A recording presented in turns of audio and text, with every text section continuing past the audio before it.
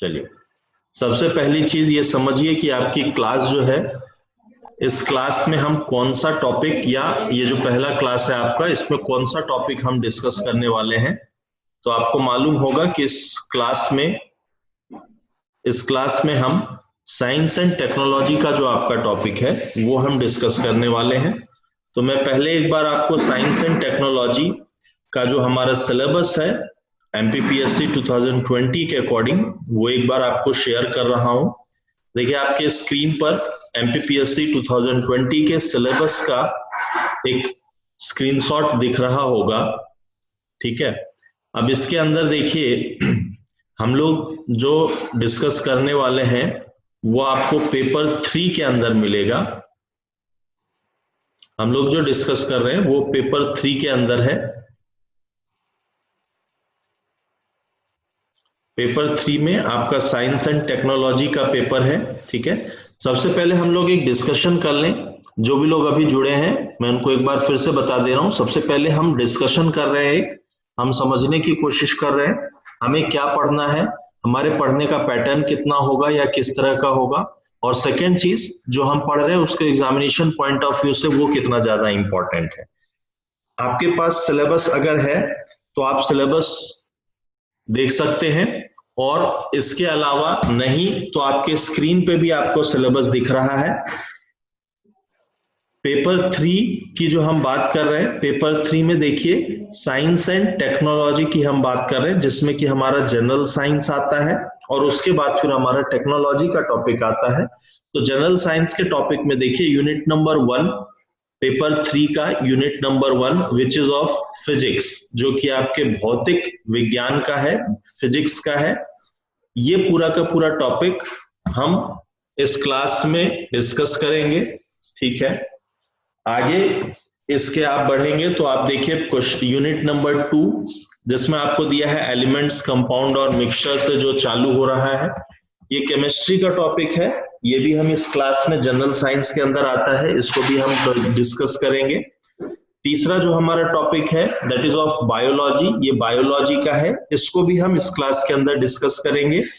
Fourth topic related to the information technology, that is the types of computer and all. ये information technology सूचना प्रौद्योगिकी से जुड़ा हुआ है, तो इस टॉपिक को भी हम इस क्लास के अंदर डिस्कस करेंगे। आफ्टर दैट हमारे पास फिफ्थ टॉपिक है जो कि मैथमेटिक्स का है। आप देख रहे होंगे इसमें मैथमेटिक्स का दिया हुआ है। ये चैप्टर हम इस क्लास में डिस्कस नहीं करेंगे, ठीक है। अगला देखिए सिक्स्थ वाला जो आपका टॉपिक दिया हुआ है, ये सिक्स्थ टॉपिक आपका हेल्थ और सोसाइटी हेल्थ का है। ये टॉपिक भी हम फिलहाल इस क्लास में डिस्कस नहीं करेंगे। सेवंथ टॉपिक देखिए, सेवंथ टॉपिक में आपको इंडिजीनियस या डिफरेंट टेक्नोलॉजी का ह्यूमन इंपैक्ट दिया हुआ है, रिमोट सेंसिंग के बारे में दिया हुआ है, कुछ ऑर्गेनाइजेशन के बारे में दिया है, कुछ साइंटिस्ट पर्सनैलिटीज के बारे में दिया है। फिर आपके पास स्पेस टेक्नोलॉजी है, बायोटेक्नोलॉजी है, रोबोटिक्स, पेटेंट्स, उसके बाद साइंटिस्ट अवार्ड्स। ये जो पूरा का पूरा चैप्टर है, ये पूरा का पूरा चैप्टर हम इस क्लास में डिस्कस करेंगे। एट्थ टॉपिक हमारा एनर्जी का है, फिलहाल हम इस क्लास में इसको डिस्कस नहीं करेंगे। आफ्टर दैट हमारा जो नाइन्थ टॉपिक है that is again for environment. Tenth जो है that is related to geography. जिन टॉपिक्स को मैंने बताया है आपको इस क्लास में हम डिस्कस करेंगे, उनके अलावा जो बाकी टॉपिक्स हैं, उन बाकी टॉपिक्स को भी या तो इस क्लास के खत्म होने के बाद या तो साइमल्टेनियसली किसी दूसरी क्लास में हम डिस्कस करेंगे। पहली बात, इस सिलेबस से हम क्या क्या पढ़ेंगे। दूसरी चीज, इन सिलेबस पे जो आपको क्वेश्चन पूछा जाएगा एमपीपीएससी के द्वारा इस साल, तो आपको मालूम है एज पर न्यू पैटर्न आपको हर टॉपिक से 30 मार्क्स के क्वेश्चन पूछे जाएंगे। अगर हम मेंस की बात करें तो, प्री की बात करें तो प्री में क्वेश्चन कहीं से भी आ सकता है। ज्यादातर आप देखेंगे तो टेक्नोलॉजी के पॉइंट ऑफ व्यू से क्वेश्चंस पूछे जाते हैं, या फिर बायोलॉजी से क्वेश्चन पूछे जाते हैं, या फिर बायोलॉजी से क्वेश्चन पूछे जाते हैं। हम मेंस के पॉइंट ऑफ व्यू से डिस्कशन इसलिए कर रहे हैं क्योंकि अगर आपका प्रिपरेशन मेंस के पॉइंट ऑफ व्यू से होगा तो प्री की प्रिपरेशन आपकी अपने आप हो जाएगी। तो हमारा फोकस जो होगा, फोकस ये है कि हम साइमल्टेनियसली एक साथ प्री और मेंस दोनों लेकर के चलेंगे, जिससे कि हमें अलग अलग किसी प्रकार की कोई प्रिपरेशन ना करनी पड़े, एक ही प्रिपरेशन में आपका दोनों काम हो जाएगा। इसके साथ साथ में हम आंसर राइटिंग प्रैक्टिस भी करेंगे, how to write the answer, कैसे आंसर्स लिखने हैं, कैसे क्वेश्चंस बन सकते हैं, ये भी हम करेंगे इस क्लास में। हर टॉपिक में मेंस में से आपसे 30 मार्क्स के क्वेश्चन पूछे जाएंगे। 30 मार्क्स इट मींस दैट कि यहाँ पर आपसे 3 नंबर का क्वेश्चन पूछा जाएगा। जैसा कि आपको पता है नए सिलेबस के अकॉर्डिंग आपसे 3 नंबर का क्वेश्चन पूछा जाएगा, जिसको कि आप एक वर्ड या एक लाइन में या एक सेंटेंस में आपको आंसर देना पड़ेगा, और ये 3 नंबर के क्वेश्चन आपको 3 पूछे जाएंगे।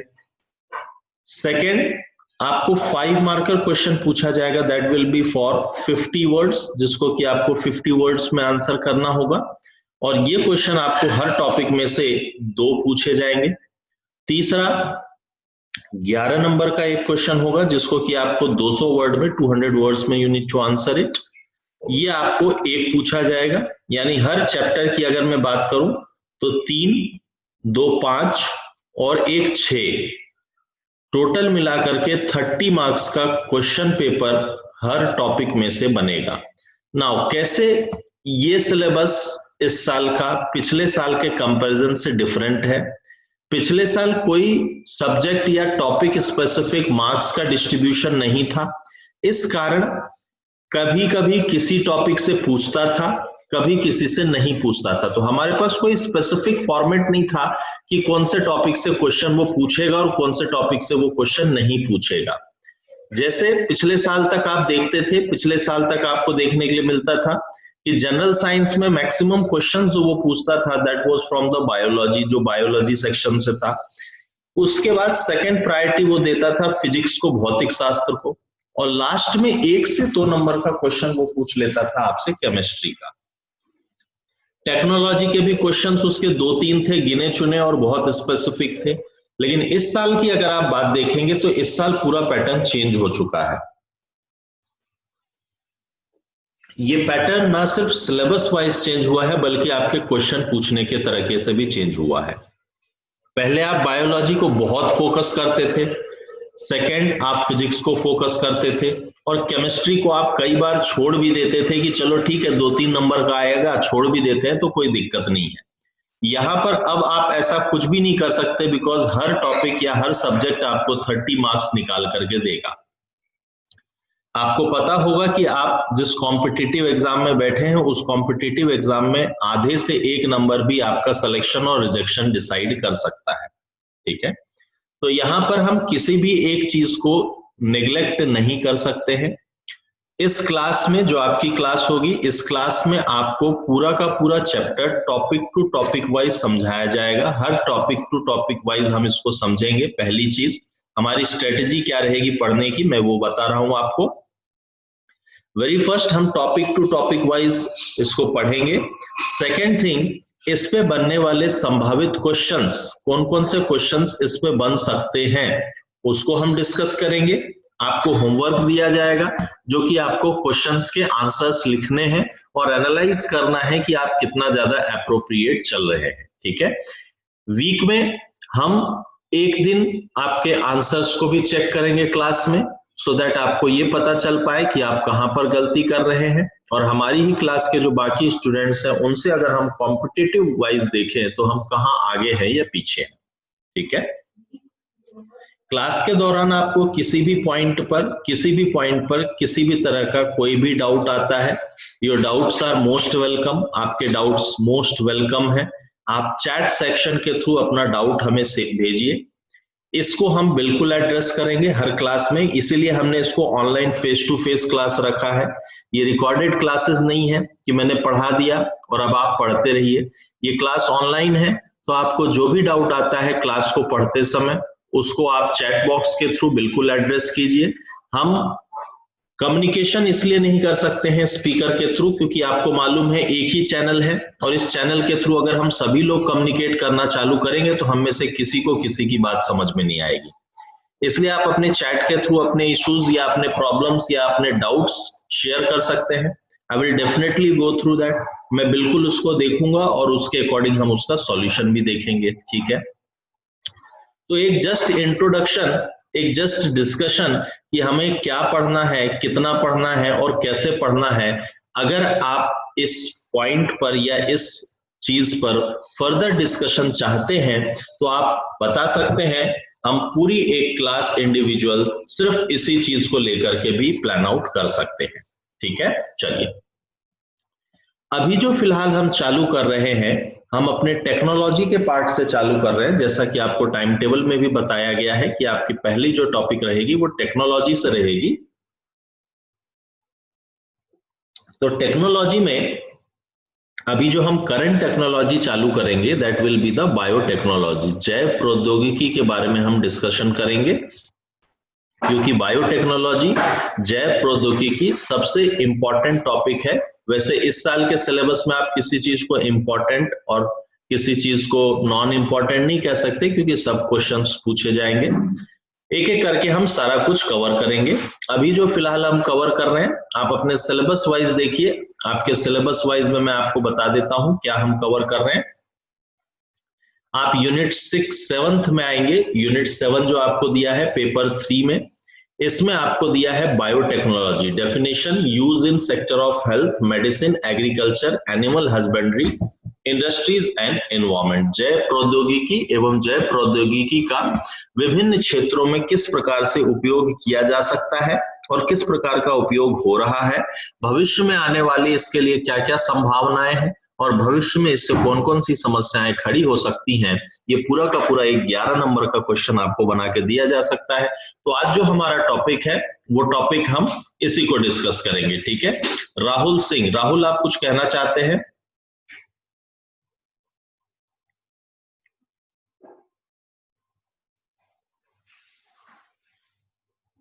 Would appreciate such. Okay Ambar, जैसा कि आपकी रिक्वायरमेंट है, so we will have a separate class. हम एक प्रॉपर क्लास डिजाइन करेंगे, संभवतः हम कल ही इसको डिजाइन करेंगे और कल की क्लास में एक पूरा का पूरा हम सिलेबस आपके साथ में डिस्कस करेंगे, पैटर्न डिस्कस करेंगे, क्वेश्चन किस तरह के आ सकते हैं वो डिस्कस करेंगे, इन क्वेश्चंस का आंसर लिखने का फॉर्मेट क्या होगा वो डिस्कस करेंगे, और किस तरह से या कौन सी बुक से आपको इसको प्रिपरेशन करना है उसके बारे में भी हम डिस्कस करेंगे, ठीक है। अंबर, कल हम ये क्लास प्लान आउट करेंगे, ठीक है। चलिए, नाउ आज की जो हमारी क्लास है, आज की क्लास में हम बायोटेक्नोलॉजी से चालू कर रहे हैं। आज की क्लास बायोटेक्नोलॉजी की है, ठीक है। इसमें हम यूनिट 7 का जो आपका ये वाला टॉपिक है, इस टॉपिक को कवर करने की कोशिश कर रहे हैं, ठीक है। चलिए, अंबर की तरह किसी को भी किसी भी प्रकार का कोई भी डाउट हो, आप चैट बॉक्स के थ्रू प्लीज अपना डाउट कन्वे कीजिए। चलिए आगे बढ़ते हैं हम।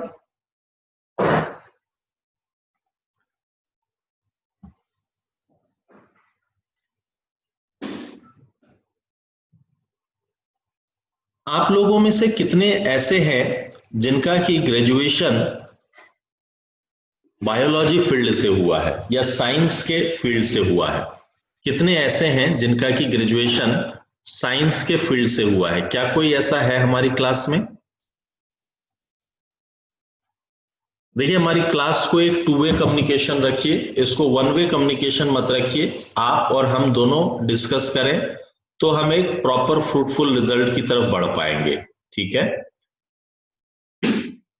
और दूसरा एक और आप लोगों से रिक्वेस्ट है कि ये जो आप लॉगिन कर रहे हैं, इसमें जैसे अभी एक मैं देख रहा हूं जिनने आंसर दिया है, इनका लॉगिन नेम है 17F1।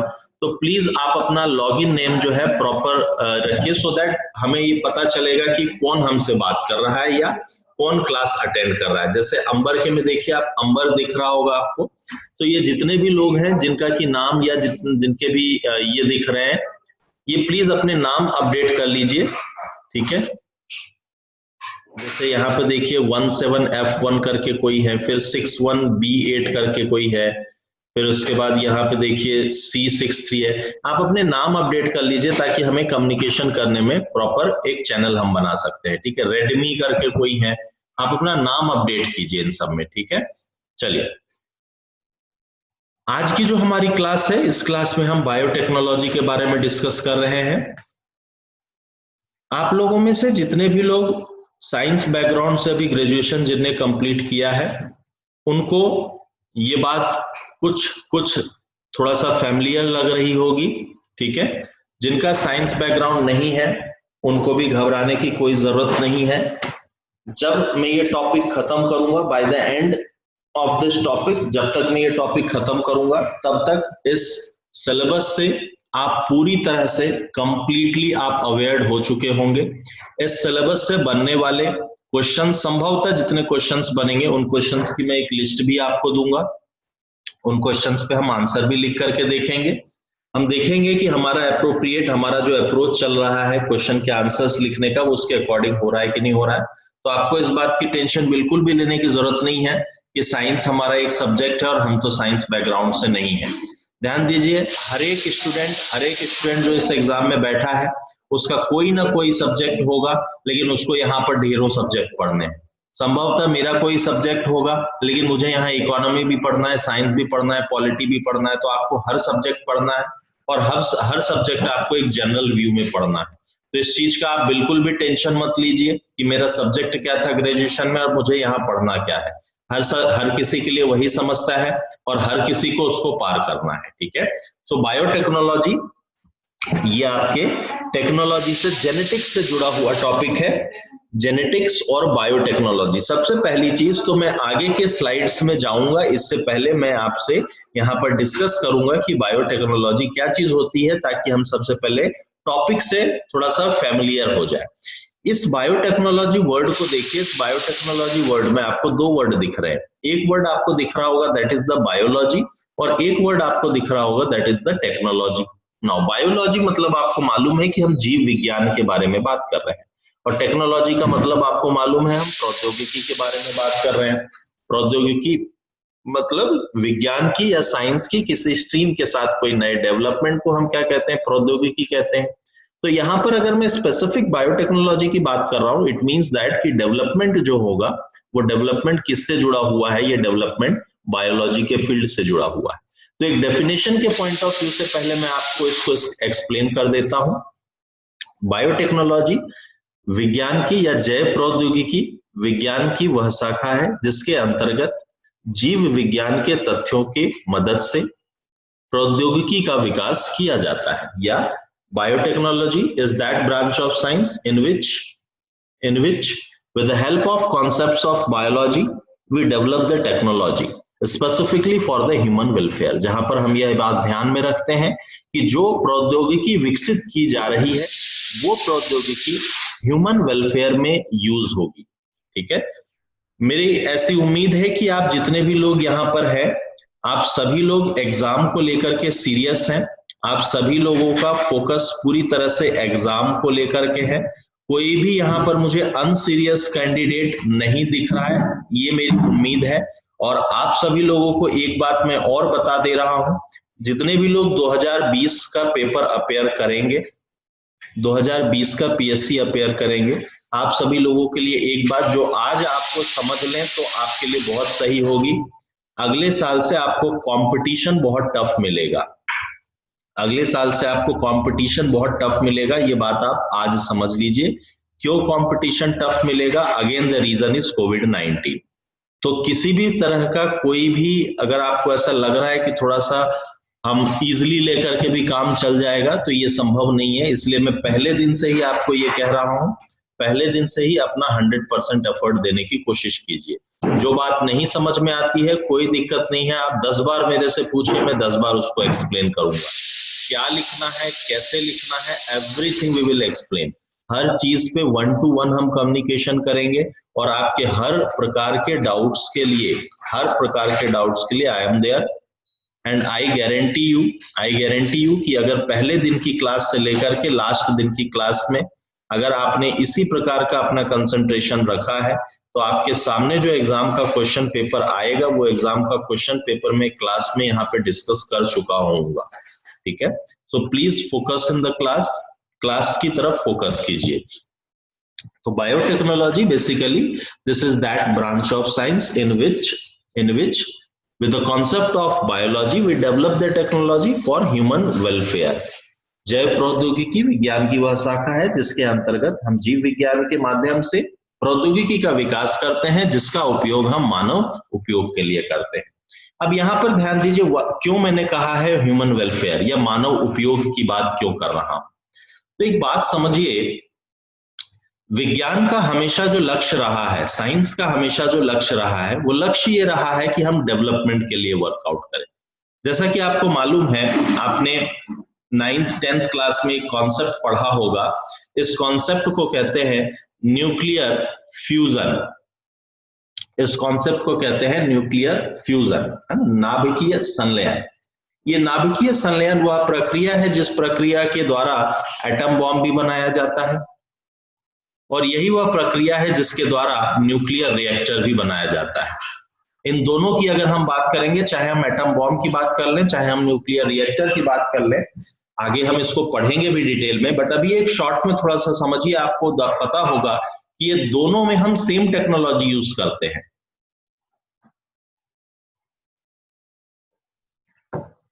जिसको आप नाभिकीय संलयन, न्यूक्लियर फ्यूजन कहते हैं, दोनों में हम सेम टेक्नोलॉजी डेवलप करते हैं।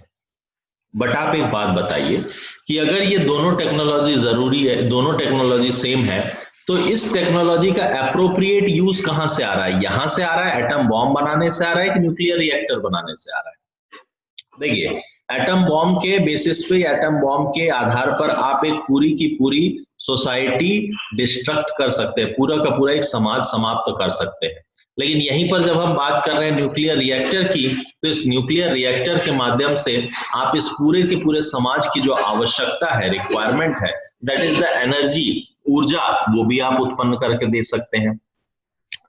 तो साइंस और टेक्नोलॉजी दोनों आपके पास है, लेकिन इस साइंस और टेक्नोलॉजी का आप यूज किस तरह से करेंगे, ये आपके लिए बहुत इंपॉर्टेंट है। तो हम टेक्नोलॉजी स्पेसिफिक उसी बात को मानते हैं जहां पर हम ह्यूमन वेलफेयर के लिए यूज करते हैं इसको, जहां पे हम मानव सभ्यता के विकास के लिए इसका उपयोग करते हैं। ठीक है, पहली बात।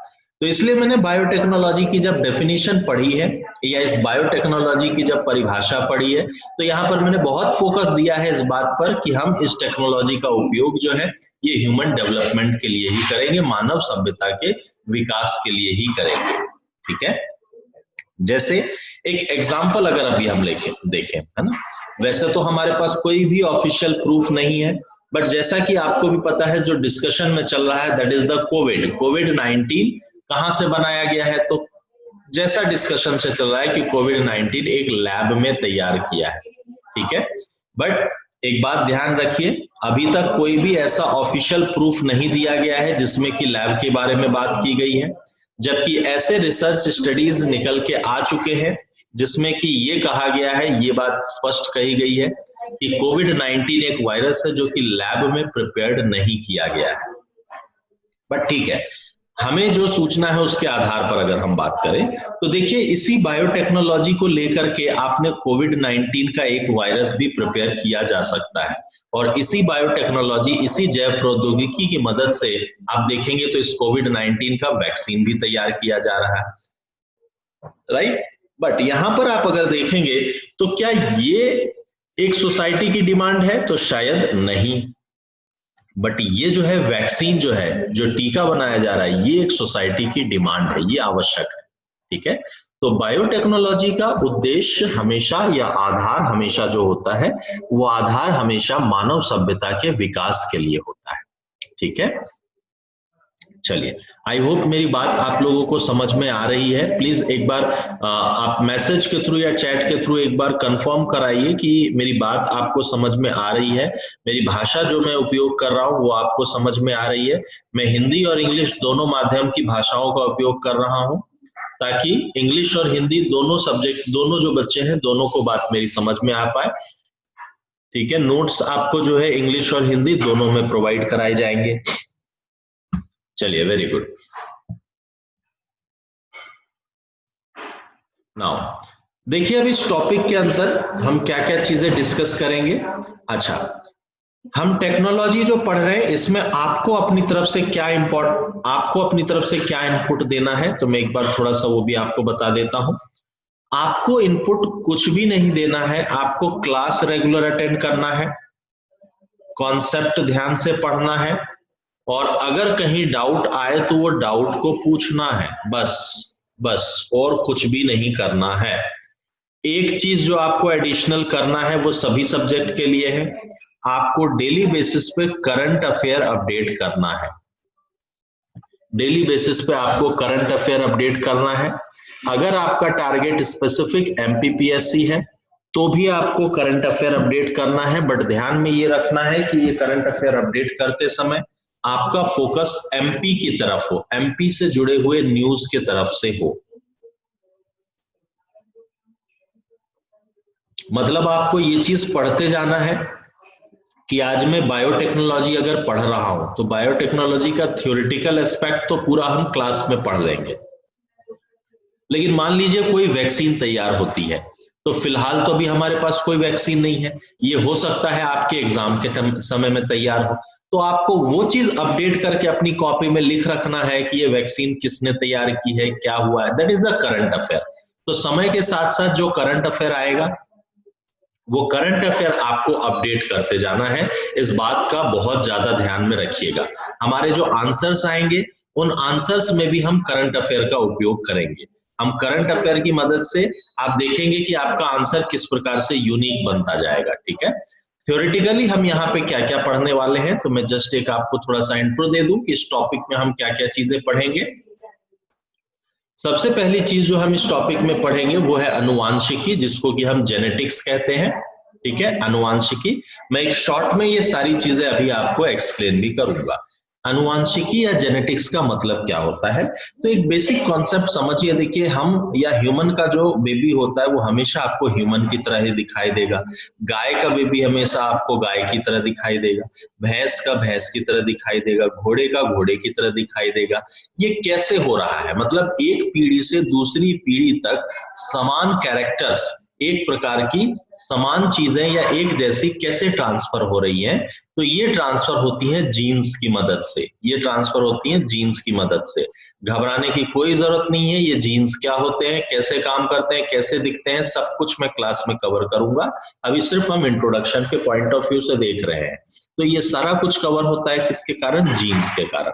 जब हम इन जीन्स के बारे में पढ़ते हैं, जब हम इन जीन्स के बारे में पढ़ते हैं, इनका आकार कैसा है, इनका प्रकार कैसा है, इनका काम क्या है, स्ट्रक्चर क्या है, ऑर्गेनाइजेशन क्या है, वर्किंग क्या है, जब हम इन सब चीजों के बारे में पढ़ते हैं तो इसको हम जेनेटिक्स कहते हैं, और वो जेनेटिक्स भी हम इस टॉपिक के अंदर डिस्कस करेंगे, ठीक है।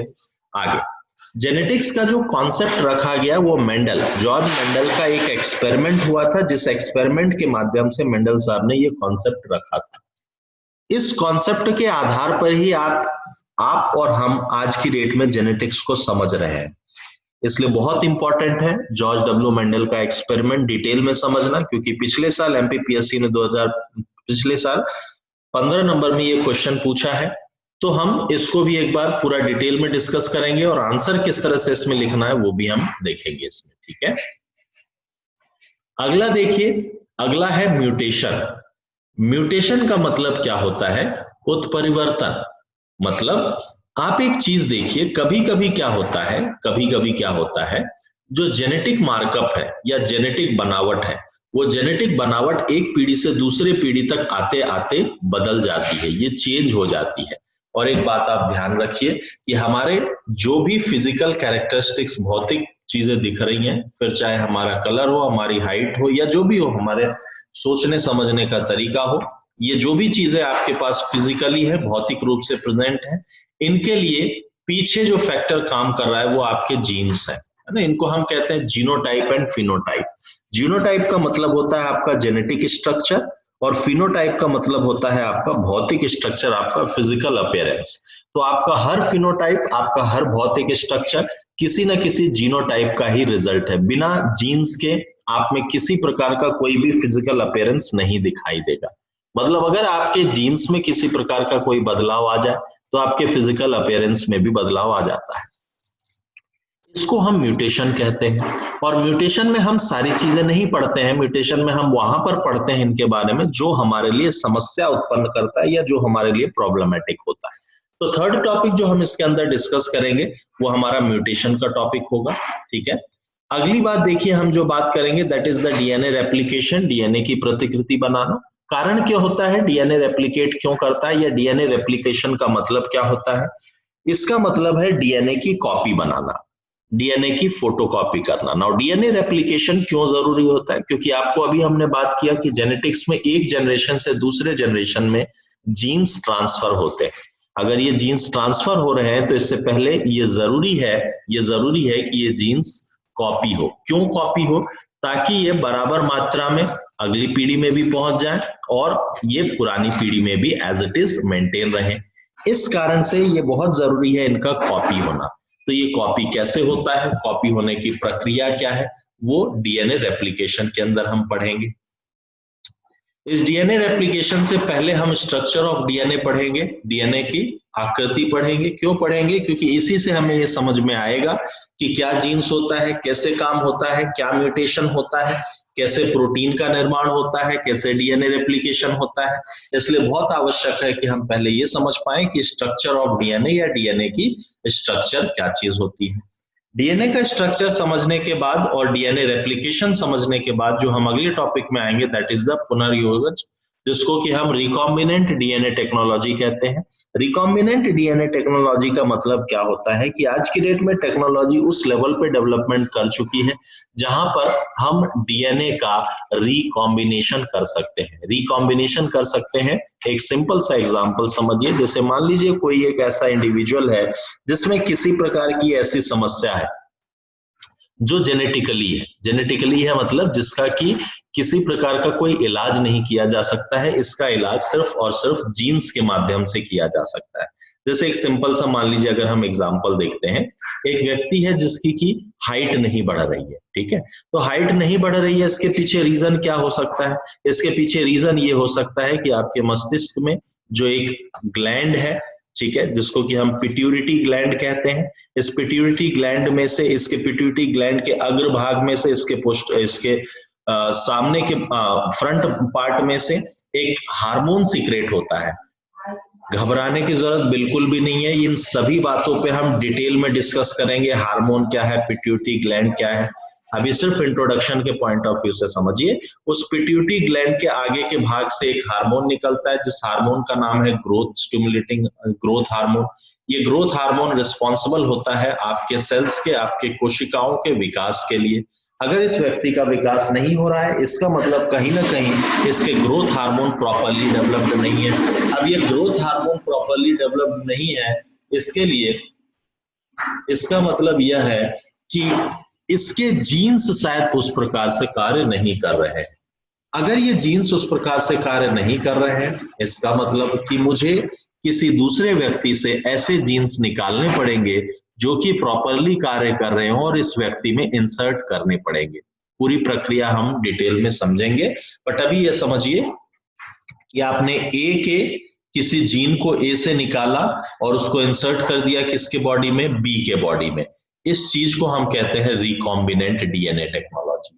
रिकॉम्बिनेशन, ध्यान दीजिए, हम कॉम्बिनेशन बना रहे हैं, फिर से हम डीएनए नहीं बना रहे हैं, हम सिर्फ डीएनए का कॉम्बिनेशन बना रहे हैं, तो इसको हम कहते हैं रिकॉम्बिनेशन डीएनए टेक्नोलॉजी। तो हम इसके बारे में डिटेल में पढ़ेंगे और इसके बाद फिर हम पढ़ेंगे कि इस रिकॉम्बिनेशन डीएनए टेक्नोलॉजी का इंपॉर्टेंस क्या है, इस रिकॉम्बिनेंट डीएनए टेक्नोलॉजी का इंपॉर्टेंस क्या है। आज की डेट में आपको पता होगा राइस की, वीट की, गोट की, काऊ की, इन सभी की डिफरेंट ब्रीड्स आपको देखने के लिए मिल रहे हैं।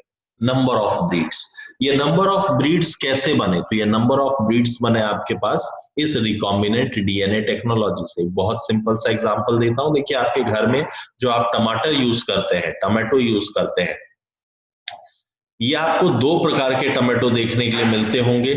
एक आपको देखने के लिए मिलता है जिसको कि आप देसी टमाटो कहते हैं, दूसरा आपको देखने के लिए मिलता है जिसको कि हम हाइब्रिड टमाटो कहते हैं।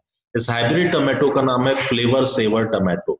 ये फ्लेवर सेवर टमाटो एक हाइब्रिड क्रॉप है। हाइब्रिड क्रॉप है मतलब दो विभिन्न प्रकार के प्लांट्स के जीन्स को मिला करके हमने ये ब्रीड तैयार की है, ठीक है। इस प्रक्रिया को हम कहते हैं रिकॉम्बिनेंट डीएनए टेक्नोलॉजी। इसका हम उपयोग भी देखेंगे, इसका हम इंपॉर्टेंस भी देखेंगे, और भविष्य में इससे क्या क्या समस्याएं हो सकती हैं वो भी हम देखेंगे। और इन सबको करने के बाद लास्ट में हम बायोटेक्नोलॉजी एज अ होल देखेंगे। ये जेनेटिक्स बायोटेक्नोलॉजी का एक पार्ट है, हम बायोटेक्नोलॉजी एज अ होल देखेंगे सभी चीजों को मिला करके, और उसके बाद फिर बायोटेक्नोलॉजी के अपॉर्चुनिटीज यानी भविष्य में होने वाली संभावनाएं और थ्रेड्स यानी भविष्य में होने वाली जो समस्याएं खड़ी होंगी उसके आधार पर हमें क्वेश्चन का और आंसर का फॉर्मेशन करेंगे। ये सारी चीजें हैं जो कि हम इस टॉपिक के अंतर्गत डिस्कस करेंगे। 5 से 6 दिन हमारा ये टॉपिक चलेगा, एक एक पॉइंट को हम डिटेल में डिस्कस करने की कोशिश करेंगे। आपके हर एक डाउट को हम यहाँ पर एड्रेस करते हुए आपके साथ में आगे बढ़ेंगे, ठीक है। आई होप मेरी बात आप लोगों को समझ में आई। प्लीज रिस्पॉन्ड कीजिए अगर मेरी बात आप लोगों को समझ में आई तो चैट बॉक्स के थ्रू रिस्पॉन्ड कीजिए। आपको एक फ्रेमवर्क आपके दिमाग में बनकर के तैयार हो गया कि हमें क्या पढ़ना है, किस तरह पढ़ना और हमारा अप्रोच क्या होगा।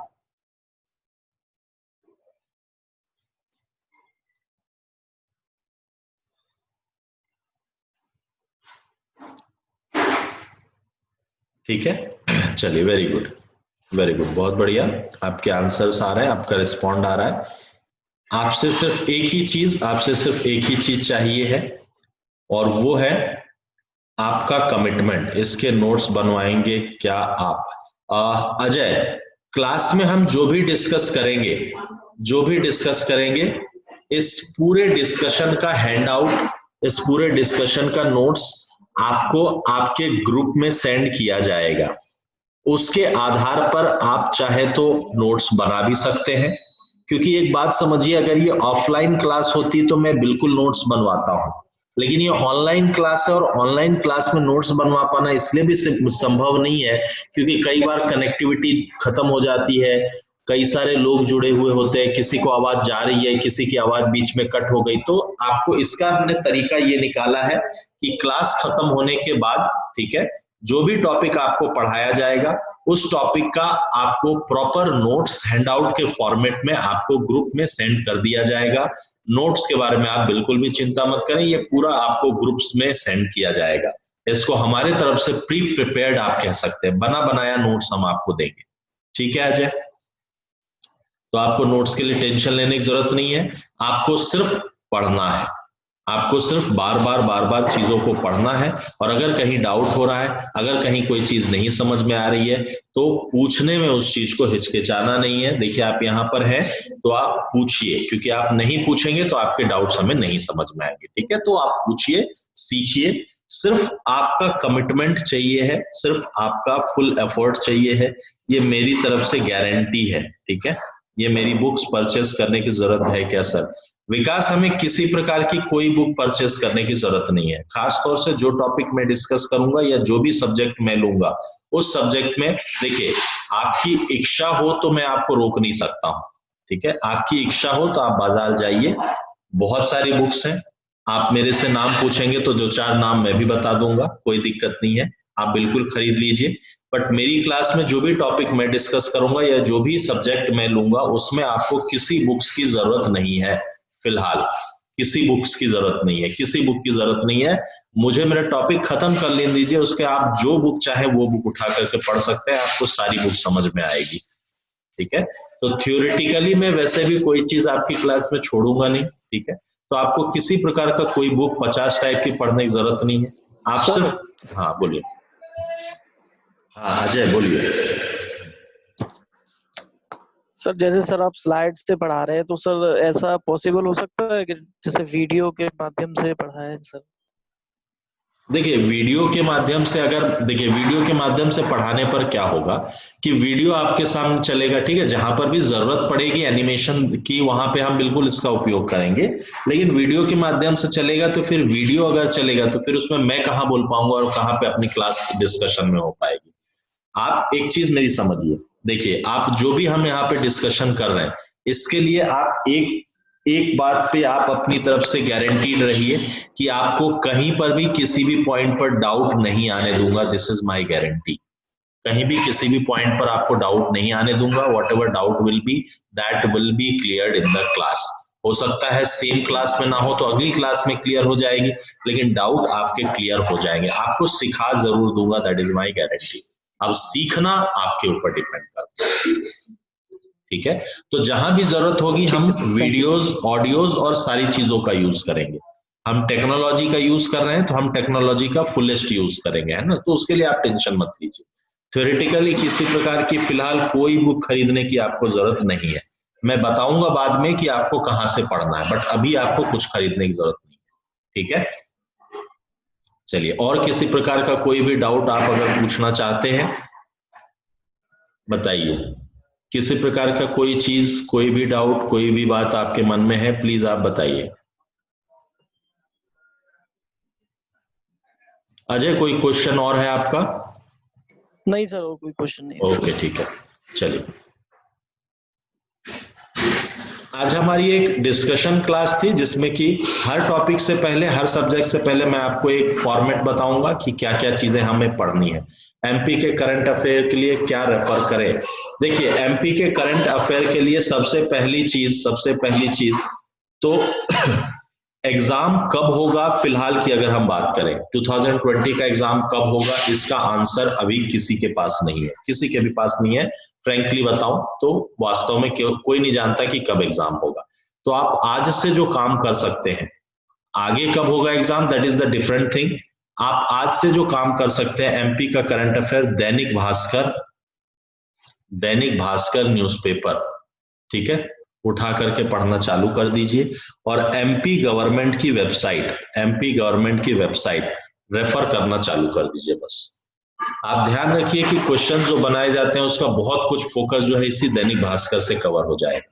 इसके अलावा एक पेपर और आता है जिसका की नाम है प्रतियोगिता दर, सॉरी, एम्प्लॉयमेंट न्यूज करके आता है, रोजगार निर्माण, ठीक है। ये रोजगार निर्माण आपको हिंदी और इंग्लिश दोनों में मिलेगा।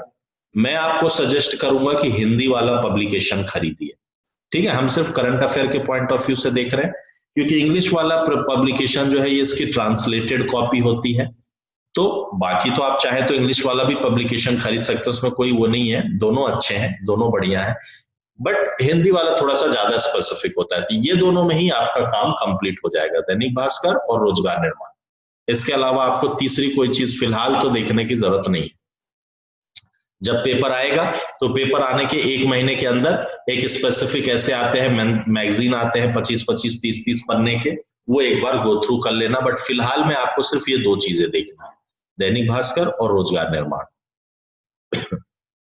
ठीक है। इतने में आपका करंट अफेयर कंप्लीट हो जाएगा। बताइए और क्या पूछना चाहते हैं आप?